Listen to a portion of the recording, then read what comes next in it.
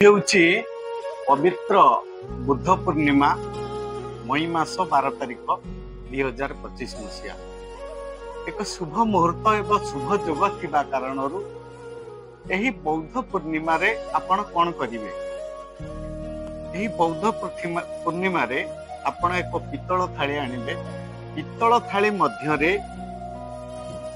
ଏକ ଛୋଟ ଗିନାରେ, କାଚ ଗିନାରେ କିଛି ଅରୁଆ ଚାଉଳ, 9ଟି କଏନ୍, କିଛି ଡାଲଚିନି ଗୁଣ୍ଡ ଏବଂ କିଛି ହଳଦୀ ଗୁଣ୍ଡ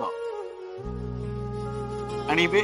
ଏହି ଦ୍ରବ୍ୟକୁ ପ୍ରଥମେ ପିତ୍ତଳ ଥାଳିରେ କାଚ ଗିନାଟିରେ ଚାଉଳ ରଖି, ଚାଉଳ ଉପରେ 9ଟି କଏନ୍, 1 ଟଙ୍କିଆ ହେଇପାରେ, 2 ଟଙ୍କିଆ ହେଇପାରେ କିମ୍ବା 5 ଟଙ୍କିଆ ହେଇପାରେ, କଏନ୍କୁ ଆପଣ ଗୋଲାକାର ଭାବରେ ଚାଉଳ ଉପରେ ସଜେଇ ରଖିବେ ଏବଂ କଏନ୍ ଉପରେ, ପ୍ରତ୍ୟେକ କଏନ୍ ଉପରେ ଟିକେ ଟିକେ ଅଳ୍ପ ଅଳ୍ପ ମାତ୍ରାରେ ଡାଲଚିନି ଗୁଣ୍ଡ ପକେଇବେ ଏବଂ ହଳଦୀ ଗୁଣ୍ଡ ତା ଉପରେ ପକେଇବେ। ଏହାକୁ ପକେଇବା ସମୟରେ, ହଳଦୀ ଗୁଣ୍ଡ ଏବଂ ଡାଲଚିନି ଗୁଣ୍ଡ ଦେବା ସମୟରେ ଆପଣ ଏହି ମନ୍ତ୍ରକୁ ଓମ୍ ନମୋ ଭଗବତେ ବାସୁଦେବାୟ, ଏହି ମନ୍ତ୍ରକୁ ଉଚ୍ଚାରଣ କରି, ଚାଣ୍ଟିଂ କରି କରି ଆପଣ ସେଇ ହଳଦୀ ଗୁଣ୍ଡ ଏବଂ ଡାଲଚିନି ଗୁଣ୍ଡ ଦେଇ ସାରିବା ପରେ ସନ୍ଧ୍ୟା ସମୟରେ କାର୍ଯ୍ୟ କରିବେ।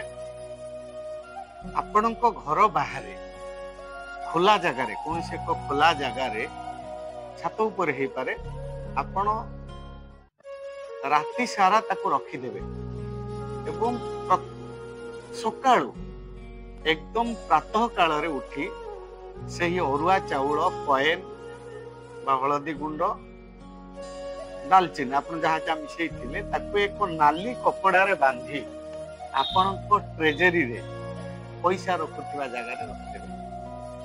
ଆଉ ଯଦି ଆପଣଙ୍କ ଟ୍ରେଜେରୀ ଘରର ଦକ୍ଷିଣ ପଶ୍ଚିମ କୋଣରେ ଅଛି ତାହେଲେ ବହୁତ ଲାଭଦାୟକ ଏବଂ ସେଇଠାରେ ନାଲି କପଡାରେ ବାନ୍ଧିଥିବା ଏହି ଦ୍ରବ୍ୟକୁ ରଖିଦେବେ। ଦେଖିବେ ଆପଣଙ୍କର ଅର୍ଥର ଅଭାବ ରହିବ ନାହିଁ। ଧୀରେ ଧୀରେ ଆପଣଙ୍କ ଅର୍ଥ ଆଗମନର ବାଟ କାଟିବ। ଜୟ ଜଗନ୍ନାଥ।